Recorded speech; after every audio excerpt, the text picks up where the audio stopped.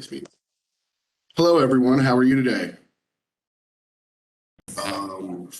Stephanie, Justin, thank you for attending. Good morning.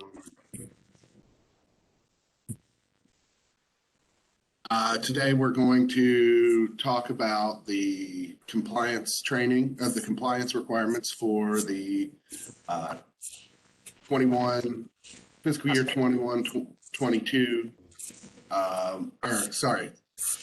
fiscal year 2021 monitoring. So your compliance from the last calendar year or last fiscal year. We're going to talk about some changes that have been made. There are not a lot of them, but there are some things that are different, and we will also be talking about things such as inspections and the like. We do have time built in for questions. So when we get to that point, if you have any questions, you can message them to Justin Robinson, and he will share them with us. And then we will answer those questions at the appropriate time. And with that, we'll go ahead and get started. Jake, I also wanted to note that we will be recording this session for Yes. purposes of training. We'll put it up on our website. Jake, I don't have the record button down here, so you'll have to click. I am recording Okay. now. Yeah. Thank you. So we should be good on it. And so without further ado, let's go ahead and get started with this training.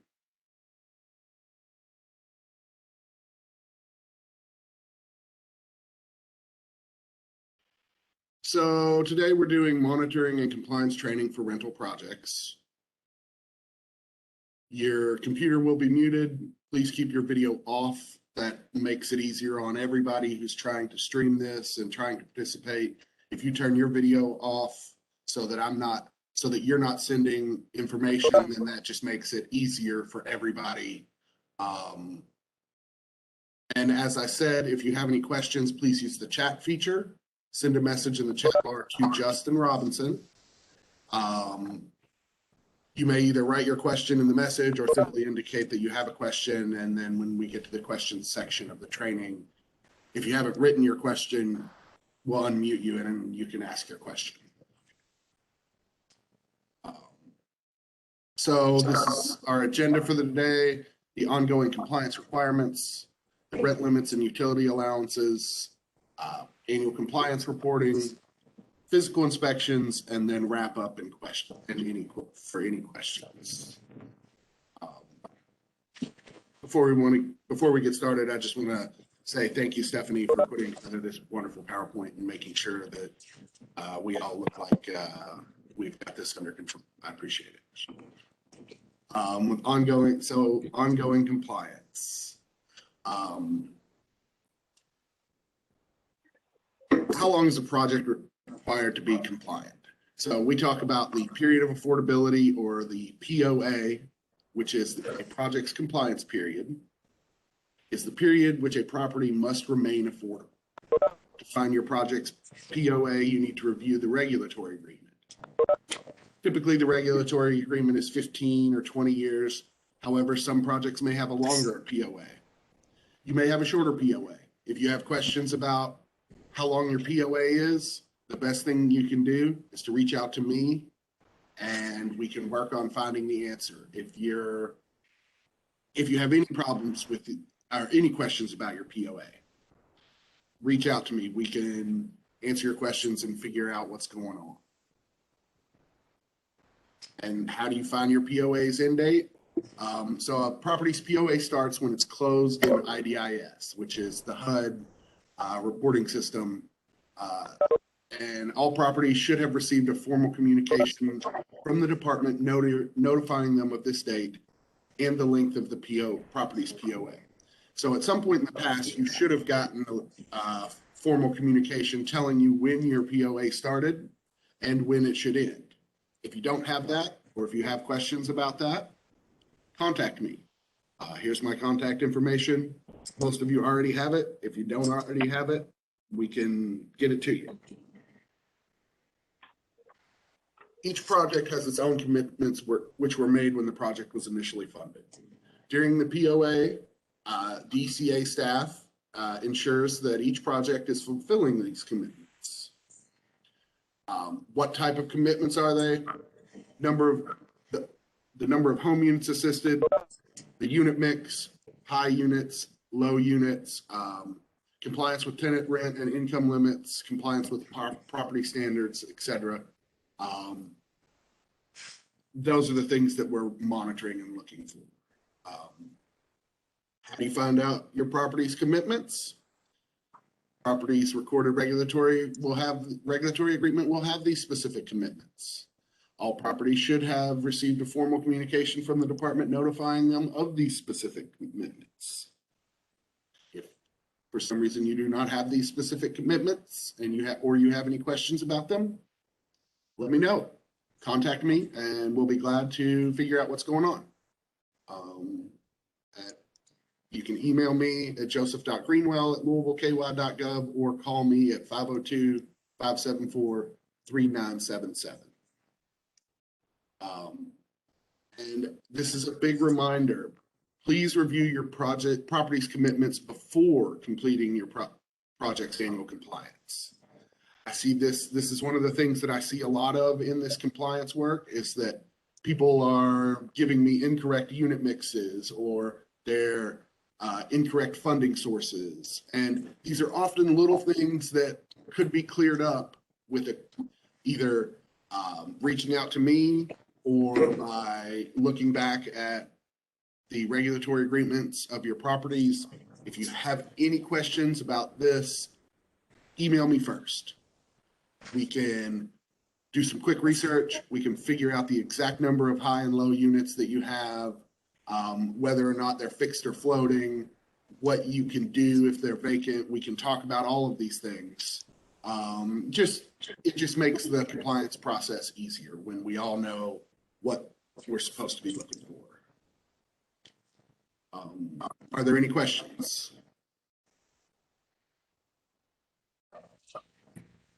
Jake, I don't have any questions in my chat bar right now, but if anybody has any questions, feel free to message me. We can unmute you.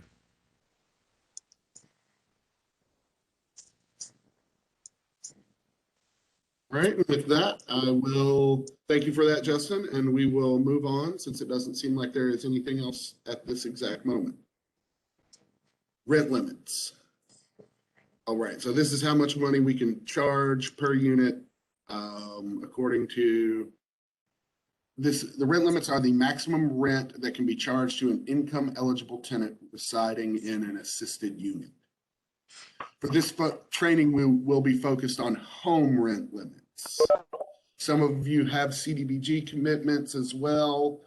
And if you have any questions about that, we can speak specifically about that because I know that there aren't very many of you that really have those CDBG questions. Not all of your units may be home units. Sometimes I see this when I'm doing the compliance work where all of the units in the project are listed, but really we're only monitoring 10 home units.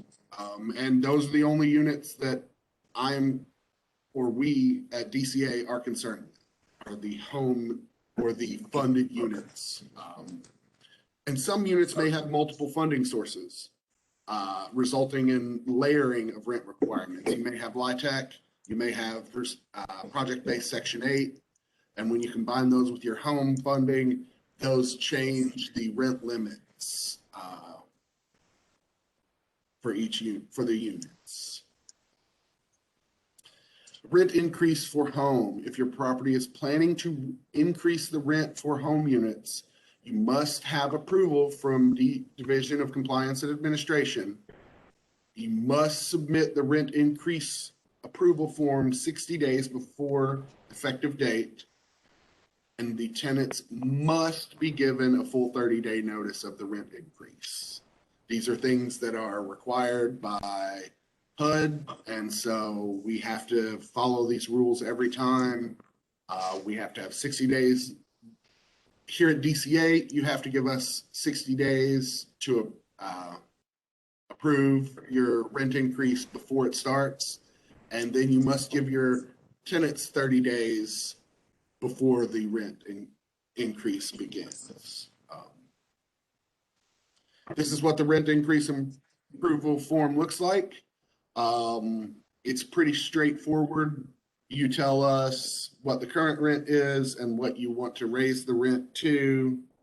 And then you discuss when the last time the rent was changed.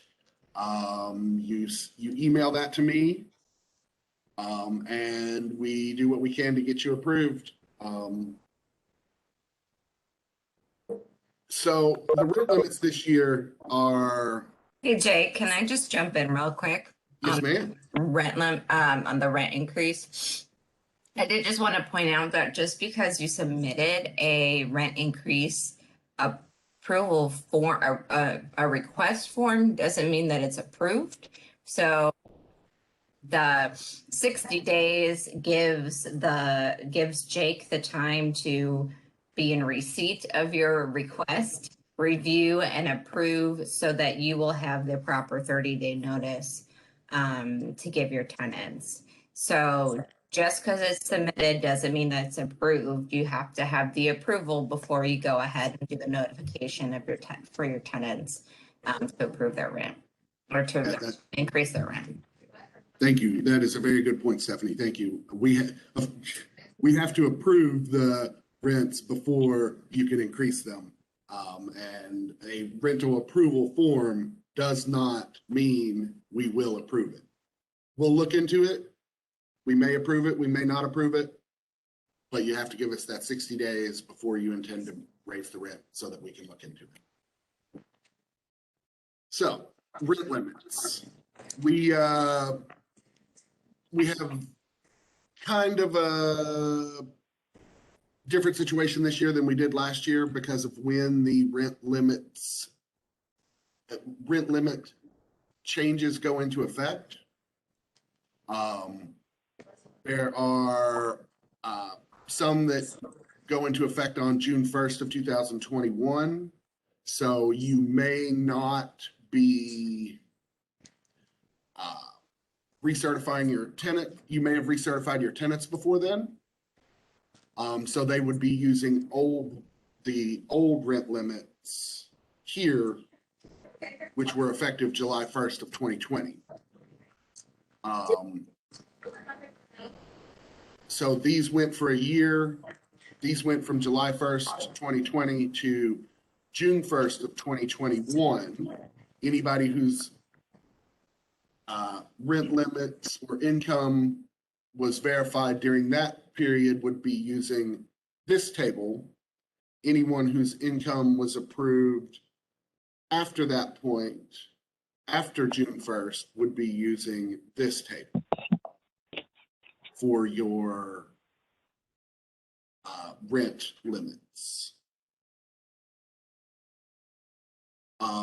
The income limits are working kind of the same way this year, in that we have one that became effective June 1st of 2021, so it doesn't cover the entire reporting year.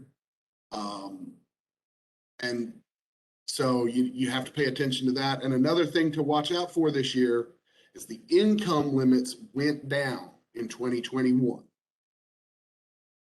It's not something we see very often, but they did go down this year. So where a two-person household at 50% of the AMI last year was at 31,000, this year they're at 30,800. And so you have to keep a close eye on those incomes because the limit did go down.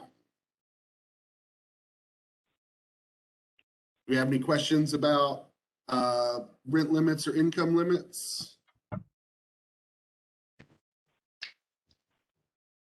Jake, I'm not seeing any questions in the chat bar. For those of you who may have joined us a little bit later, If you have any questions throughout this presentation, please feel free to message me in the chat bar. There's a little chat function in the lower right-hand corner of your screen.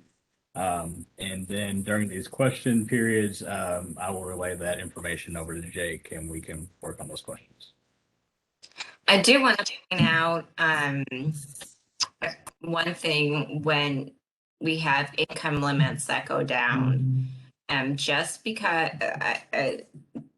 if a tenant all of a sudden is residing in a home assisted unit and their income is now over income, there are that does not mean that we have to tell that tenant that they have to move. They do not have to move.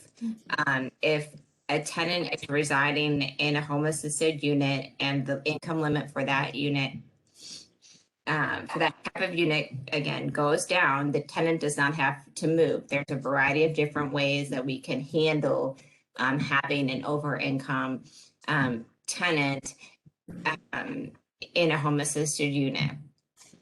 So there, the first thing really is to try to float your unit to another unit within your project that would be that would have a tenant that would be under that specific income limit. Then if you're unable to do that, or you have fixed units,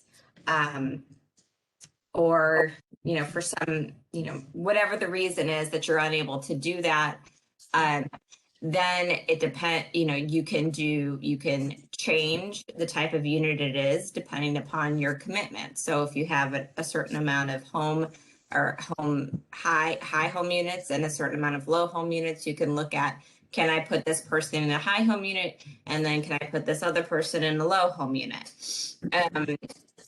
That does potentially change the rent that someone could be charged in that unit. And there is that, there's appropriate notification with changing someone's rent.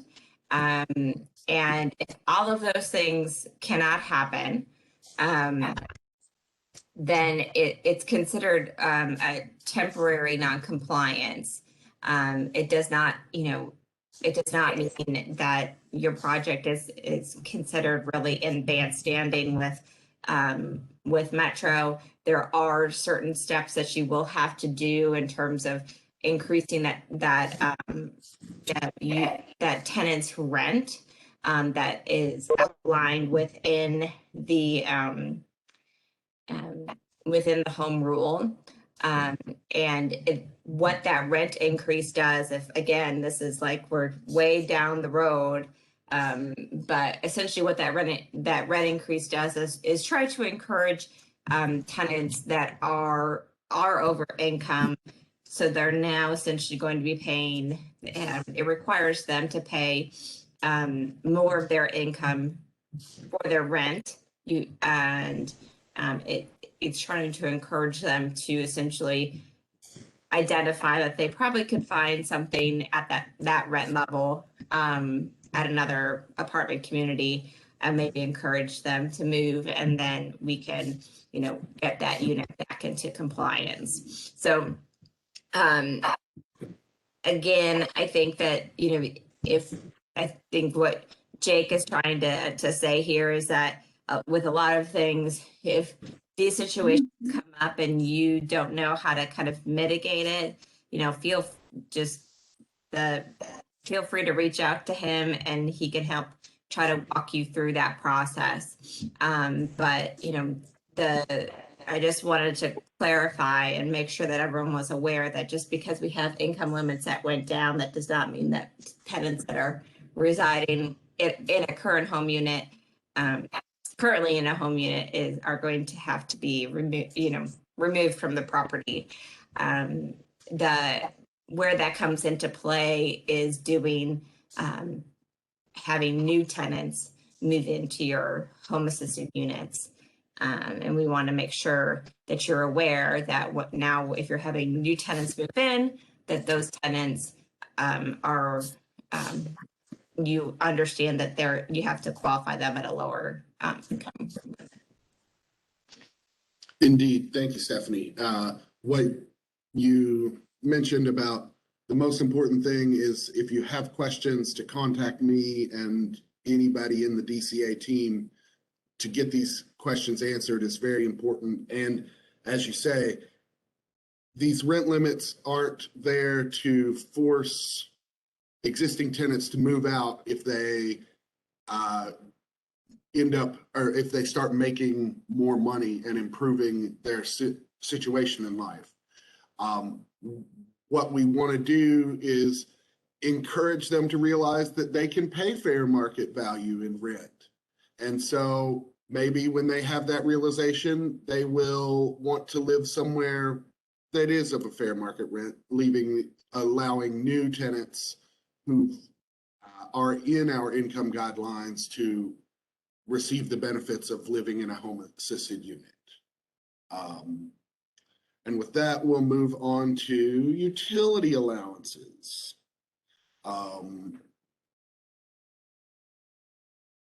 Utility allowances are the amount that the tenant paid utilities. The maximum net rent includes a utility allowance. So you have the rent limit minus the utility allowance, and that's the maximum net rent. In general, properties cannot charge more than the maximum net rent for a unit. The utility allowance for a property must be established and updated annually. The utility allowances are reviewed by DCA as part of the unit compliance report. In general, properties are to use the utility schedule as published by LMHA, unless you received a commitment of home funds after August 23rd of 2013. If you're in a new project, you're going to use the LMHA or the HUD utility schedule. If you're in an old project that was funded before August 23rd of 2013, you will use the LMHA utility schedules. Access to both of those is on our compliance website. Projects receiving a commitment of home funds on or after August 23rd of 2013 must use the HUD utility schedule model. You cannot use the LMHA utility schedule. Properties must submit their utility allowance for DCA approval with the unit compliance report. So when you go in and you fill out this HUD utility schedule model that you can access through our website, you're going to have to include that with your annual compliance paperwork so that we know what you're charging for the utilities and how you got these numbers. This is something that I see a lot of people have an issue with. If you're unsure as to when your project got funded or what utility schedule or utility allowance schedule you're supposed to use, the best thing to do is to contact me. We will help you figure that out anytime that you need. We will also accept the usage of utility allowance, which has been approved by a separate funding agency. For example, Kentucky Housing Corporation. If you're using their utility allowance schedule, then you have to submit that to us and show us that you're using that. But we can approve something like that as well if it's from a separate funding agency. Again, you have to submit that to us, though. You can't just put that information in and not tell us why you have these different numbers. This is the HUD utility schedule model. If your project was funded before August 23rd of 2013, then you do not use this. This is only for projects that were funded after August 23rd of 2013. Here, this is a link to the website, but if you go to the compliance homepage where you submit all of your compliance information, this is available there as well. And with it, you go in and you fill out the information that it asks, and it will you go down and you fill out the amounts that you spend on things. And it will generate this utility schedule once you fill everything out and hit submit. And this is what I'm going to require you to send to me so that I know where you're getting your numbers from. If you're funded after August 23rd of 2013, then I need to see this for your project to show me what your utility allowance is. We have a utility allowance approval form. It works very similarly to the rent increase approval form. You fill the information out, you submit your supporting documentation such as the HUD utility schedule model or the utility allowance from matrix from Kentucky Housing Corporation. Along with this form, we look it over, we approve it or deny it. As Stephanie pointed out earlier, submitting something to us for approval is not the same thing as it being approved, but we will look into it and try and approve it. And if we can't, we will certainly discuss why we couldn't approve it with you so that we can get you where you need to be. Any questions on utility schedules? Jake, I'm not seeing any questions in the chat box right now. All right, so that means that when I go through everybody's compliance paperwork this year, everybody's utilities are going to be marked correctly.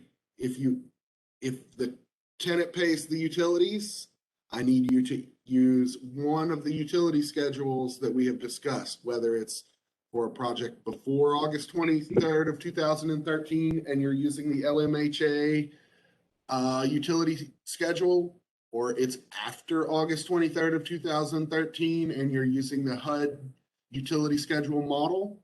You have to submit all of that if it's a tenant paid utilities. If it's an owner paid utility, I need to know that as well. If you don't tell me what's going on with utilities, I guarantee you I will come back and ask you that question. That is probably the most common conversation I have with project managers is who's paying the utilities. So make sure you know who's paying your utilities.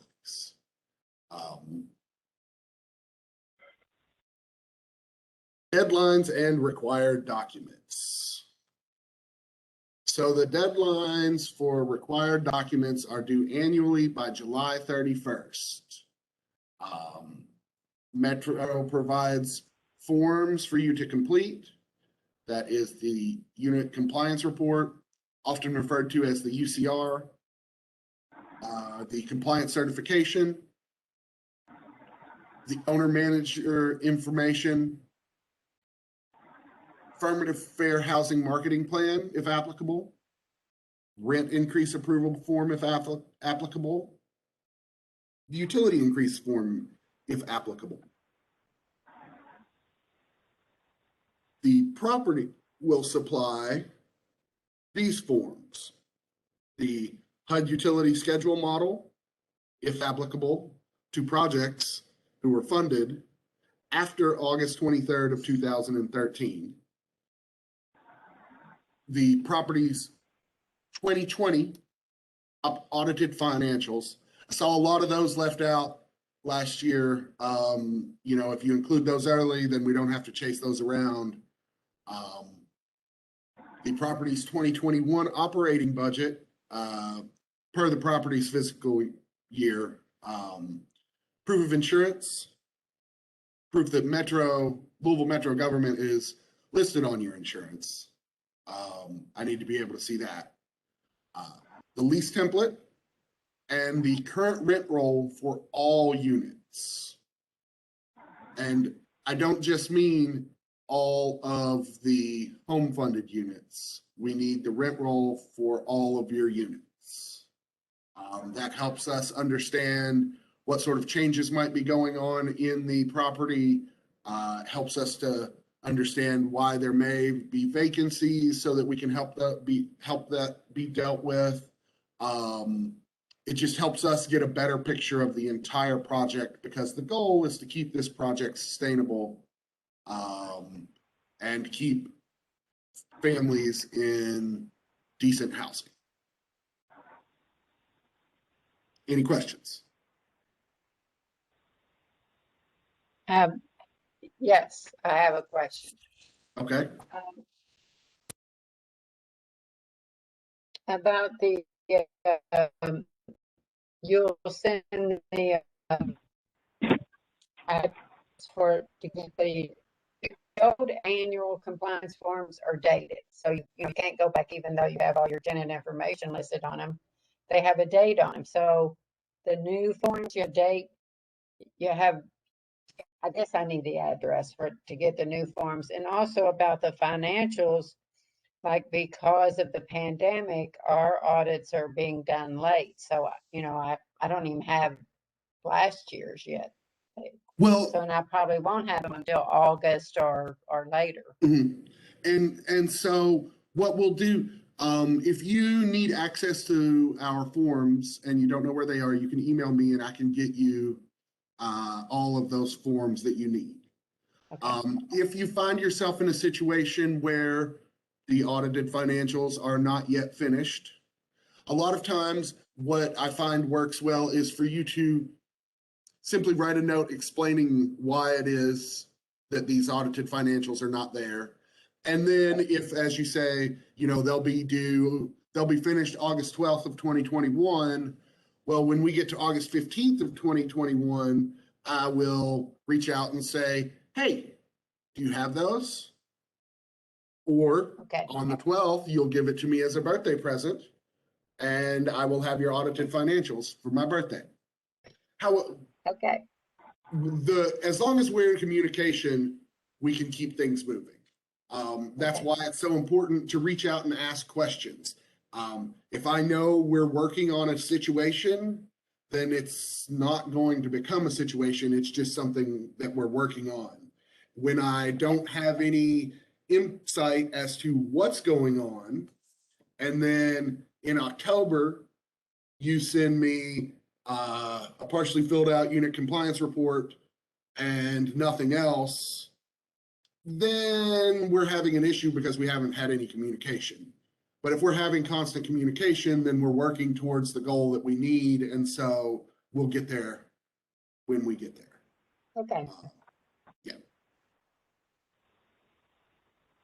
So yeah, reach out to me if you need anything and I'll get it to you. Thank you. Jake, I don't see any other questions in the chat bar right now.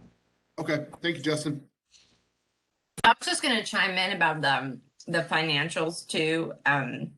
Like Jake said, like just submit a letter or something saying when you anticipate that they'll be by, and then submit them when they're done.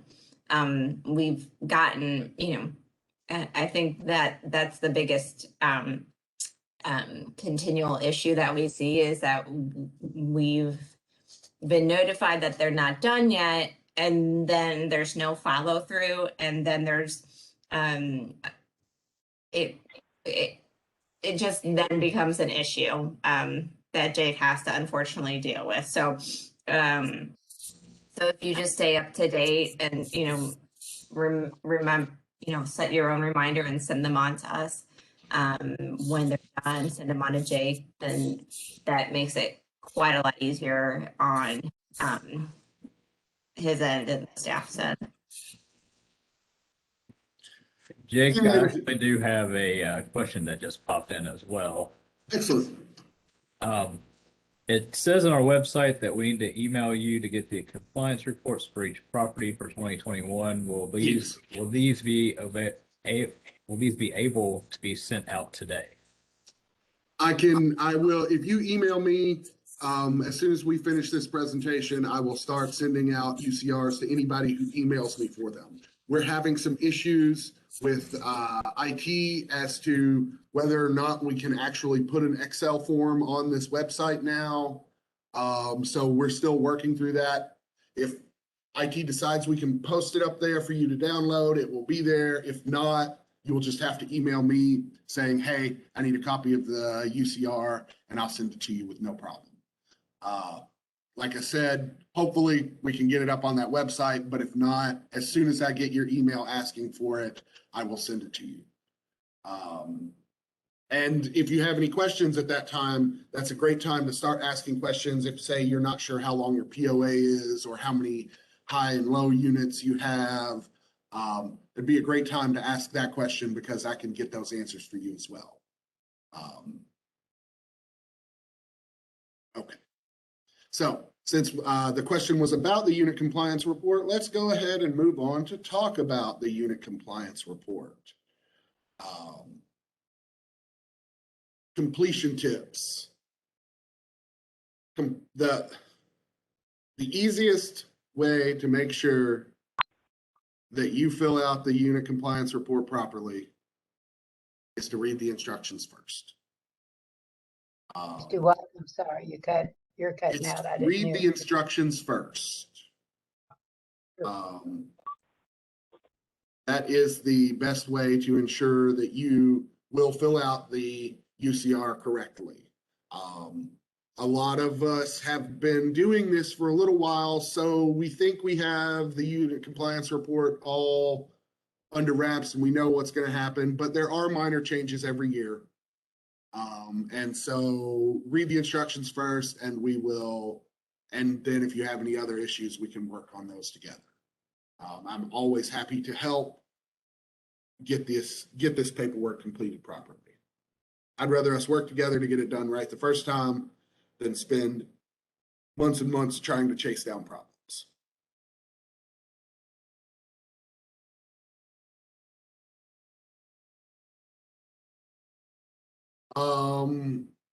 So it must be completed on a computer using Microsoft Excel. You need to read the instructions and then you need to complete either tab 2 or tab 3 first. Those are our utility allowance forms. Tab 2 is for projects that were funded before August 23rd of 2013, where you will be using the LMHA utility schedules. You will select who pays what, and it will give you your utility allowance.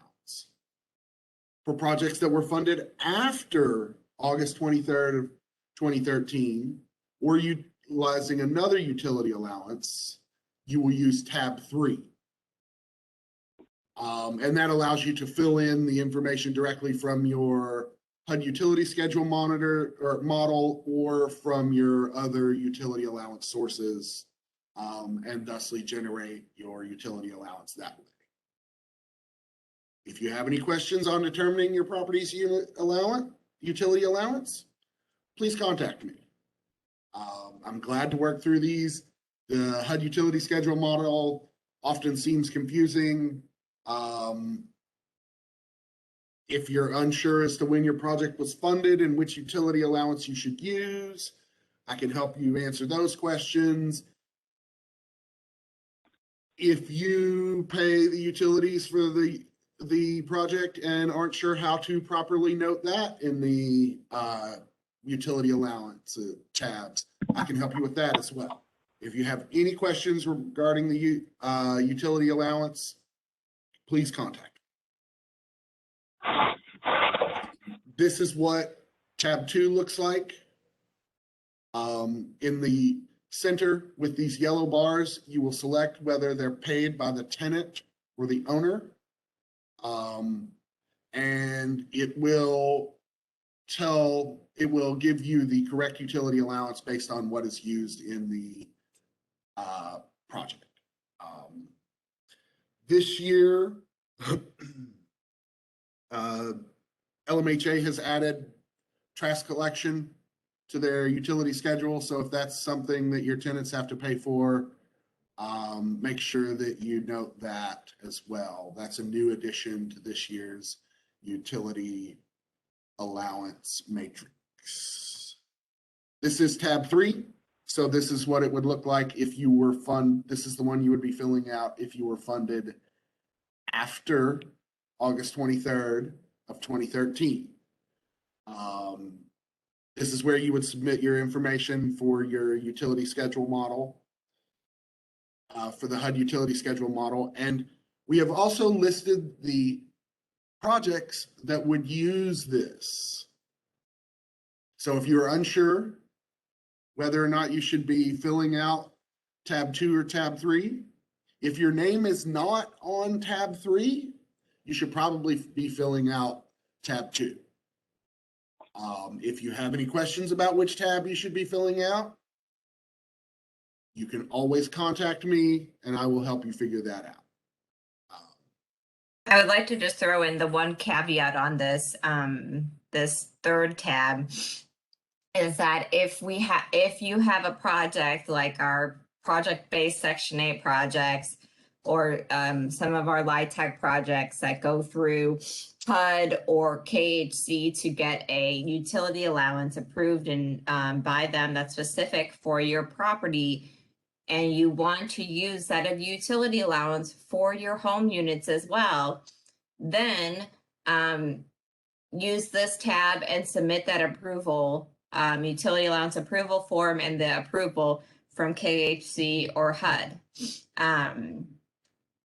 If you don't want to do that, and you're going to, have a separate utility allowance for, the different funding, that is perfectly fine. Use tab 2.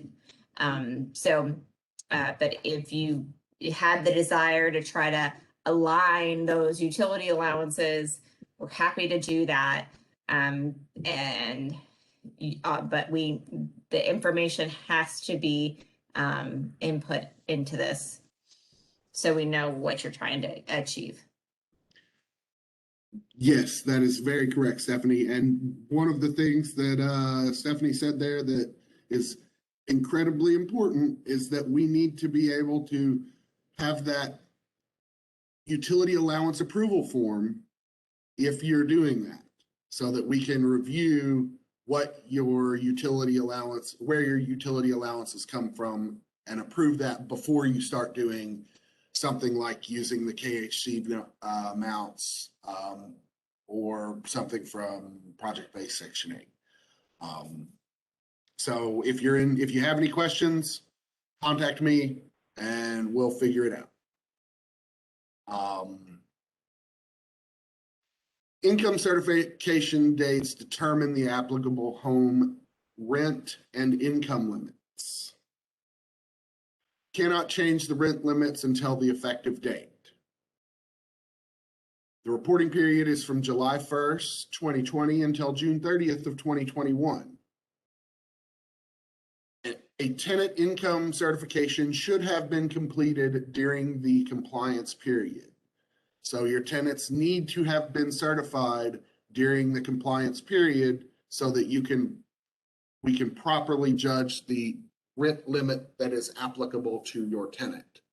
Especially this year with the 2 different rent and income limits, these dates are incredibly important. The date that you recertified your tenants is incredibly important. So try to pay as close attention to that as you can. And on the unit compliance report, I need you to list only the residents living in home units as of June 30th. If you have move-outs or move-ins during the compliance period, only list the tenant living at the property on June 30th. Sometimes I see way more tenants in units than is necessary. We only need a snapshot of the unit on June 30th of the year.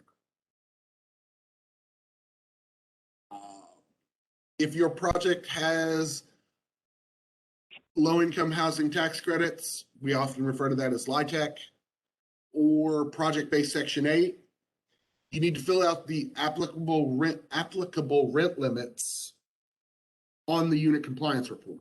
It's very important that you include this information because that plays into the layering of your rent limits. If your property has floating home units, please do not submit a UCR with vacancies. Please float the home unit to another home eligible tenant and unit and submit that unit on the report. Remember, if you have floating home units, it does not have to be the same unit every year or the same tenant every year. It just has to be another home eligible tenant and unit. And if you're unable to float the home unit to another one in the property, contact me. In this, as with everything else, if you have any questions about this, just reach out to me. I'm always available and glad to answer any questions you might have about your home compliance. This is our UCR tab 4. So this is where we're going to enter our tenant information and our rent information. We have our rent and income limits listed at the top. We have sections for you to enter your LIHTC and project-based Section 8 rents. We have general information about your project and the number of units funded. Again, if you don't know how many units you have, you don't know how many high or low units you have, whether you're fixed or floating, hey, shoot me an email, we'll get that answer. Then at the bottom, we have where you input the home units and their tenants. And again, only input the home units and the tenants in the home units as of June 30th.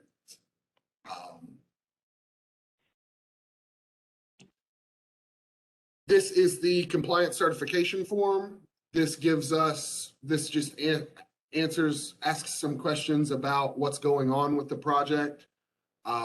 Things such as physical occupancy, economic occupancy, who is responsible for the utilities, who are the property taxes up to date, things that we need to be able to understand so that we better understand your project so that we can help maintain sustainable and decent housing for the community. This is the owner property manager information. I need this filled out so that I know who to call when I need to call and tell you that you did a great job on your unit compliance report and that you deserve a gold star. If I don't know who to call, I don't know who to send that job to. So you got to let me know that. And how to access the forms. So you'll go to Louisvileky.gov/government/housing. And there is on the left-hand side a blue box. It says compliance in home, CDBG, and NSP. You're going to click on that, and it's going to take you here. This is our compliance website, and it goes through all of the information that we are going over today. We will also have this training posted on there as soon as possible for anybody who may need to go back and look through the training. It has all of the forms that you can download that are available. Again, like I said, we're having a little bit of issue with IT about getting the unit compliance report posted on there. So until that's there, shoot me an email. We'll get that taken. We'll get that to you with no issues. It breaks down everything that you need to download from us and fill out. And it also details everything that you need to create and provide on your own, such as audited financials or proof of insurance or current rent rolls.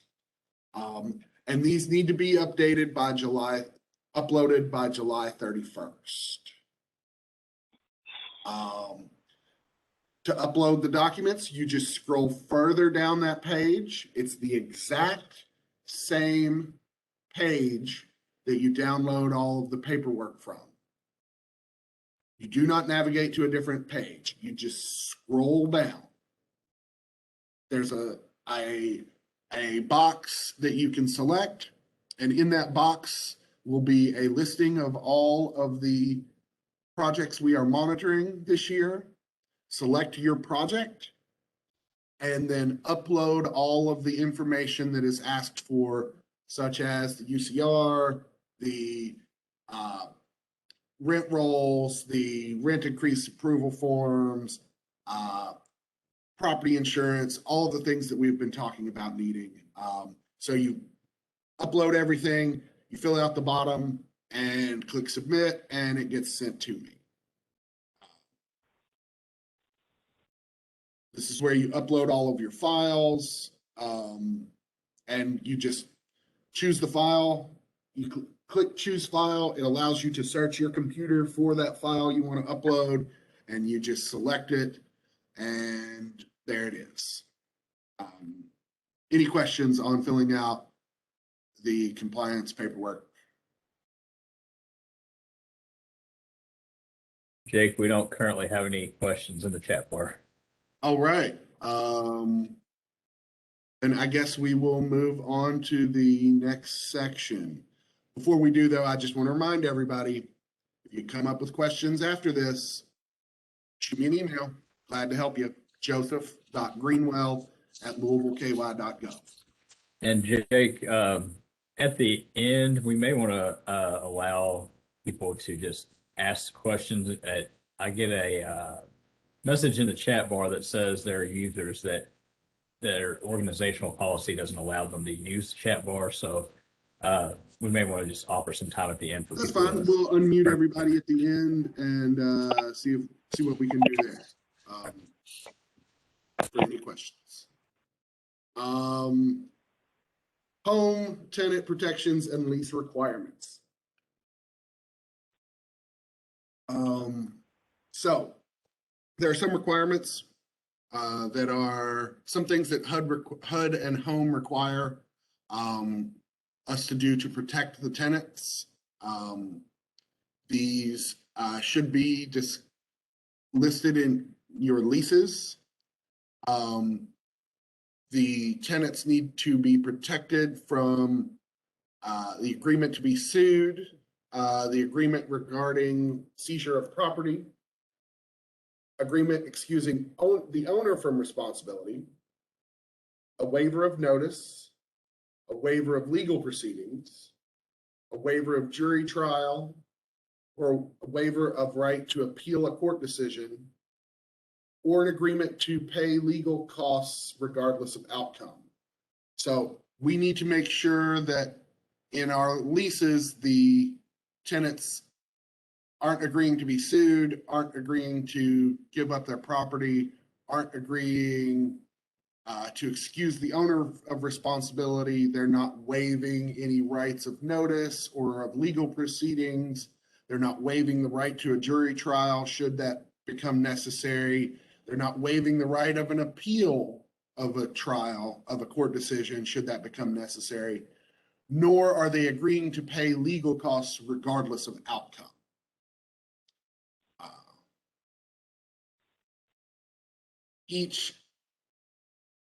Every tenant must have a written lease for at least 12 months unless mutually agreed upon between the owner and tenant. The Office of Housing or Division of Compliance and Administration, depending on what stage the project is in, must approve all leases before use. So if you're changing your lease, you need to notify us that it's being changed so that we can approve it to make sure that it has all of the proper information. The lease must give you must give the tenant a written notice at least 30 days prior to terminating tenancy. may only terminate a tenant's lease for good cause, must permit required inspections, must clearly state the terms for rent increases. For properties built prior to 1978, the lease must confirm that the owner has complied with lead-based paint notification requirements. The lease must include an equal housing opportunity logo or clause, and it must include the Violence Against Women Act clause or lease attachment. That's certainly something that I know that I've had to discuss with a few of you about needing that Violence Against Women Act clause included in your lease. Any questions on the lease? Nothing in the chat bar right now. Okay. Inspections. So last year, we didn't do any inspections. I don't know if anybody is aware of what was going on last year, but things were a little crazy. Things changed. Property inspections for rental properties will resume in the very near future. Due to a long backlog of properties needing inspection, in addition to those which are due for their annual inspections, we ask that you return all required documents and respond to all requests in a timely fashion. If your property is due for an inspection, you will be notified and asked to identify the home assisted units in the property at the time the notification is provided. DCA staff requests that this form is provided back to the division within 7 days from the date of notification. So this is something that we just have to stay on top of. We have to stay on top of it here because we have to catch up on a lot. That means we need you to stay on top of this so that we can get everybody caught up with their inspections so that HUD isn't looking around asking why your units haven't been inspected. It's really important that we get this back on track as quickly as we can so that HUD doesn't have any issues. The Office of Housing, Housing Rehab Specialist will contact you to schedule the inspection. Please remember that all tenants must be provided with a notice of inspection at least 48 hours in advance. You can't just pop in with half-hour notice on your tenants. You have to give them 2 full days of notice before an inspection, which is another reason it's very important that you get this paperwork back to us in time so that you have plenty of time to get these notices out. If your property was not inspected due to the COVID-19 suspension and requires an annual inspection for fiscal year 21-22, then one inspection will be conducted with a larger sample size. We currently do not know. That's still in conversation as to how big that bigger sample size will be. When we get that information, that will be about the time we start up the inspections, and so that will be discussed with you when you are notified about your upcoming inspection.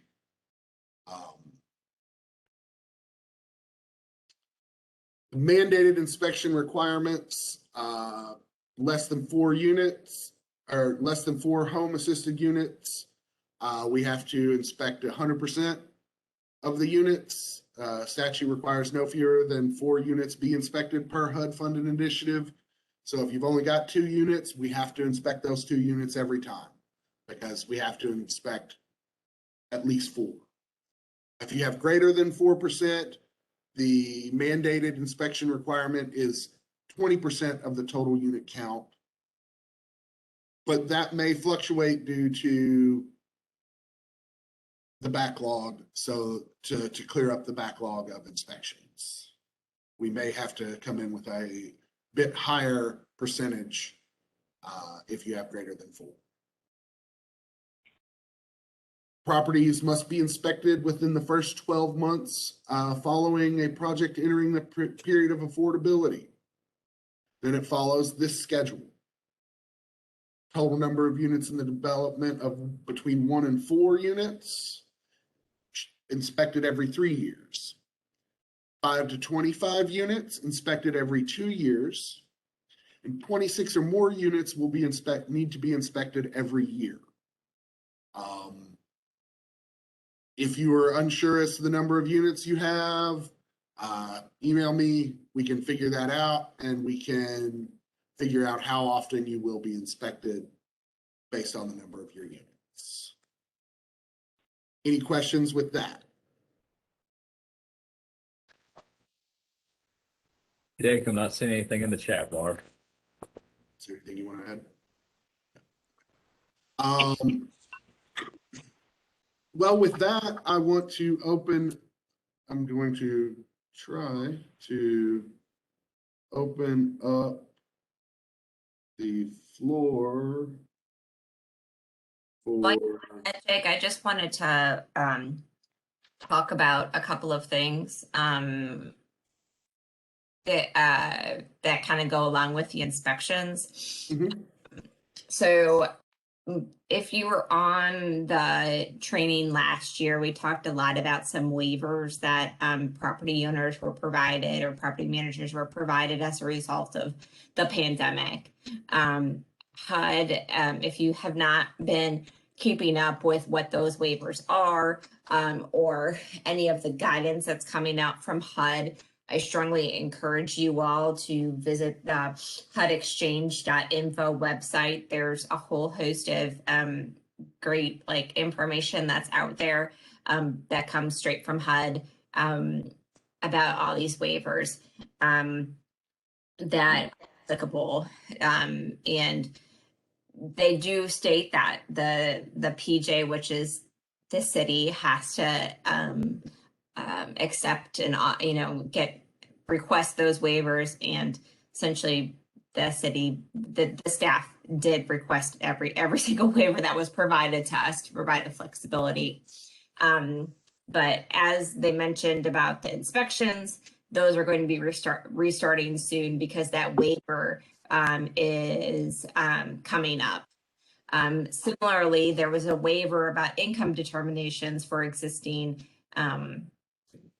tenants, in which they were allowing, some not having to do using all the source documentation for your income determinations. That waiver as well is expiring within the next couple of months. And so if you had been utilizing that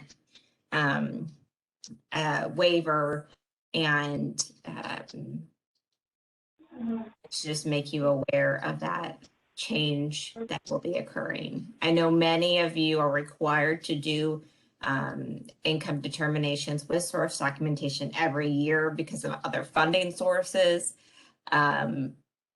So this is, so you might not have been aware of the waiver or anything like that, but if you did,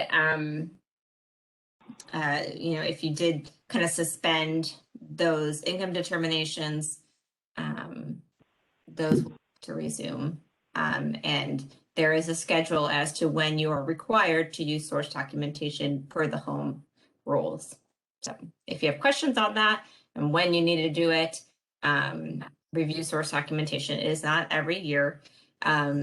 Let Jake, ask Jake and we can get you the details on that. But I just wanted to make sure that everyone was aware that pretty much all of those COVID waivers are now subsiding at the end of September. Yes, that is a very good point, Stephanie. All of those changes that were made last year are expiring soon. So anything that was done for COVID isn't going to be done moving forward. And if you have any questions, reach out to us. I'm going to unmute everyone. If anyone has any questions, feel free to chime in. If not, then you can go ahead and keep yourself on mute, but now you have the option to unmute yourself and ask any questions you may have.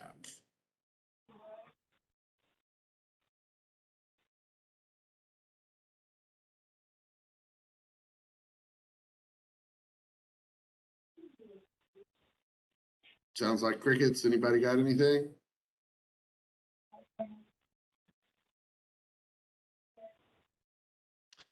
Well, then that means you all should be getting gold stars from me on or about August 1st, because I will have all of your correct compliance information already submitted to me, and I'll be impressed by how everything looks.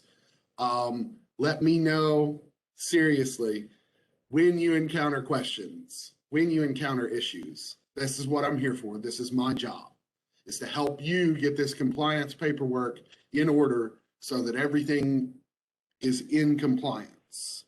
You contact me if you have any questions about filling out the paperwork. My email is joseph.greenwell@louisvileky.gov.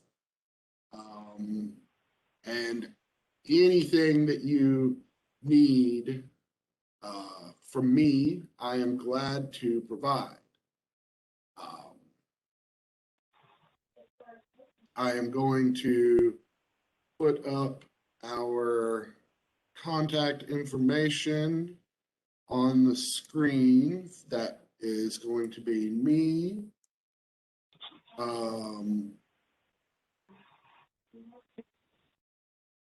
Me, Jake Greenwell.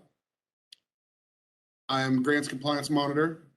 Corey Goad, he is a Grants Compliance Monitor, and he can answer any questions that you may have as well. Stephanie Burdick, she is the consultant, and she helps us keep everything in line here. She can answer any questions that you may have. Or Justin Robinson, who is our executive administrator here at the Department of Compliance and Administration, can answer any questions that you have. If you have any questions, you can reach out to any one of the four of us. You can go to the HUD Exchange for more information. There's compliance and home rental projects, guide for property owners, and the technical guide for determining income and allowances for the home program, which I have to tell you is one of the most exciting things I've ever read. It's just a page turner right there. And those are available as well, and our website if you have any other questions. I thank everyone for attending today, and I'm going to take one last moment to remind you that if you have any questions, just reach out to me. Thank you very much and have a great day.